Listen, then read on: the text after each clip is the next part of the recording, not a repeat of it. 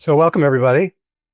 We have with us Peter Doberilski. The way that I was introduced to Peter was through his blog, 77 posts with the name Protons, but there's probably hundreds that are related. I just became obsessed with his blog, that he really thinks these things through as far as the research goes. And you had mentioned reactive oxygen species and things like that. And I normally don't do this, but like in my head, I thought, oh shit, like I'm going to have to really understand this. The blog is just me thinking out loud. That's all I do. Where the whole thing came from and what the initial concept was. One of my failings as a person interested in obesity is that I've never been obese. And I feel that to sit and pass comment on what does or doesn't cause obesity when you have no personal experience of it. So I started to ask myself, what's different about the generation of energy from glucose versus the generation of energy from fatty acids? And Dave Speyer, his hypothesis is that the more FADH2 food source or a metabolic substrate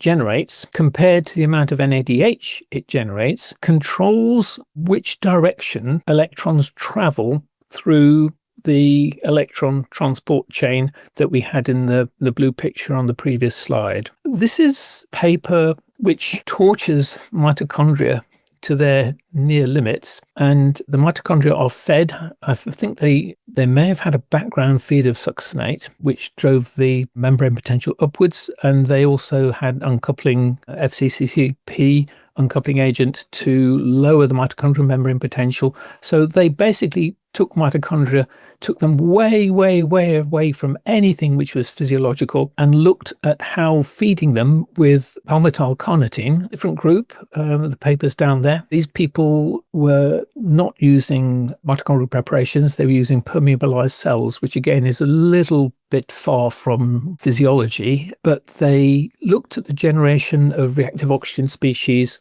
in cell oxidizing glucose. So they did these two, and they showed quite clearly that oxidizing mixed fatty acids produced roughly twice the amount of ROS species compared to glucose. When you talk about generating reactive oxygen species and how they became known to be this really important signal for just about everything, for I think Nick Lane, his book is called Power, Sex, Suicide. I think my wife said, "You're finally reading something interesting, Bob." And then it said, Mitochondria and the Meaning of Life. It's very disappointed.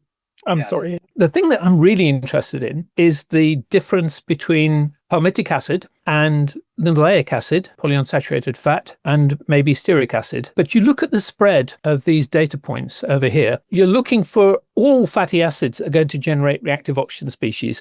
You're looking for the difference between one fatty acid and another, and they're all going to produce the chance of you getting a statistically significant difference. It makes it very hard to test my hypothesis in vitro using mitochondrial preps. Nothing ever, not even enterocyte, gets exposed to octanoate at 1,000 micromolar. And yes, you generate an awful lot of problems for the cells when you do it. That's why physiology doesn't do it.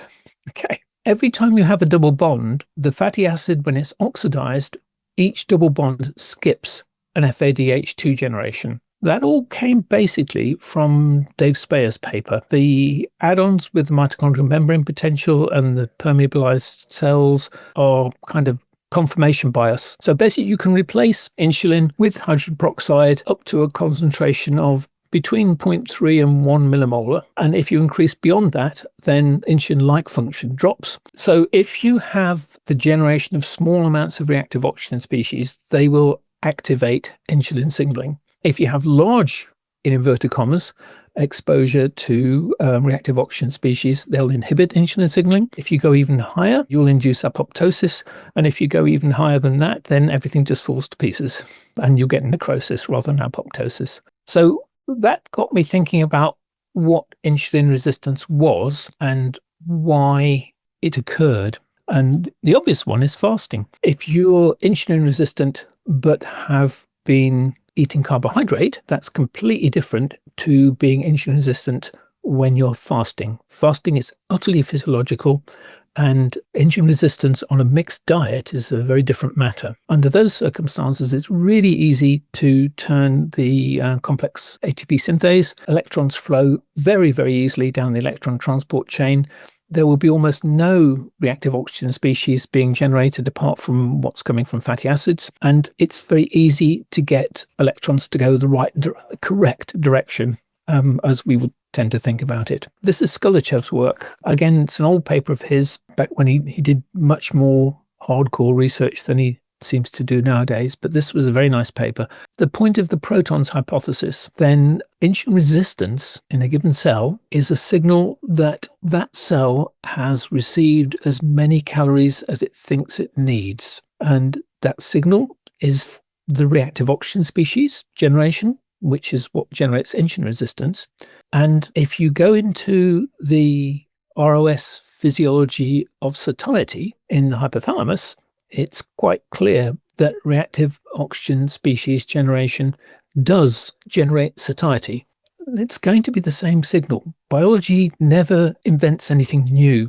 It's always built on the underlying signal, which in eukaryote terms, even in bacterial terms, prokaryote terms, it's still going to be reactive oxygen species are the marker of how the energy status. Should I grow? Should I reproduce? Should I die? And they're all reactive oxygen species signals. Just people in general think that insulin sensitivity is a good thing, Yes. and insulin resistance is a bad thing. Yes. And then you have these people within call it the redox biology community that know that they can see reactive oxygen species, and they've seen these observations where a low level seems to, call it, enhance insulin sensitivity. Yep. And then they have higher levels and they say that it seems to induce insulin resistance, and they call it a paradox. They call it the redox paradox, at least from like 2005 or whenever it was. And I think I read that paper at some point. And then I think when Peter gets through with all this, or even at this point, as far as you've explained, you sort of realize that if what you're saying is correct, it would be a paradox if it didn't work this way. Yes, absolutely. But if you feed some poor rodent 70% of its calories as pure fructose, you're not going to be making a little bit of ROS signal down here the way that 5% of the calories as fructose is. You're going to be up here. And yes, you can design your model to cause severe insulin resistance from fructose, but you have to design your model well. And it doesn't have a lot in common with how people eat the occasional apple. We don't get fat because we overeat. We overeat because we're getting fat. Our fat tissues accumulate in it. Yes. And what you're talking about here is if you're losing, call it, excess calories into the fat tissue, that's less for the rest of the body to burn. So historically, at least for me, I always thought it was, okay, carbohydrates drive insulin, insulin drives fat accumulation. But now you're actually talking about augmenting that insulin signal through the fatty acid composition. Yes. It's not so much that it augments insulin signaling, it's that it raises the threshold before insulin resistance develops. That makes sense. It's almost the reactive oxygen species are giving the metabolic or the mitochondrial state of the cell as far as, call it, ATP repletion.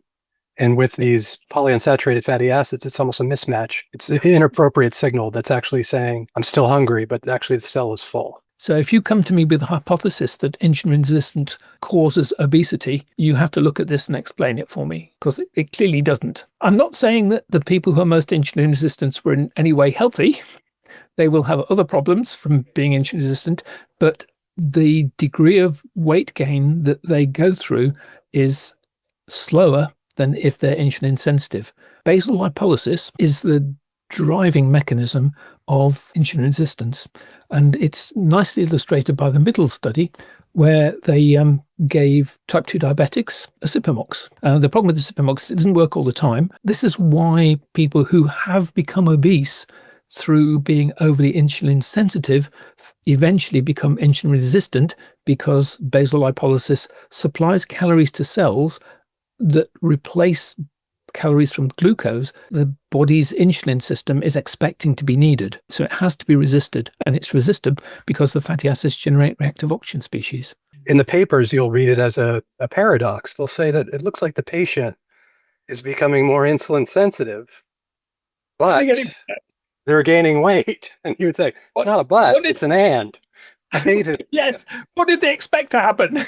On a ketogenic diet, if somebody is, let's say they haven't wiped out the seed oils, the polyunsaturated fats out of their diet, yet they seem to still be successful with weight loss, how does that fit or not with this ROS hypothesis of obesity? They do perfectly well, because they are putting themselves into a situation where the level of insulin is simply too low for the ROS hypothesis to matter, and mentioned a couple of times as we've gone through that my suspicion is that the problems from linoleic acid come from not limiting peak insulin signaling, which the saturated fats do.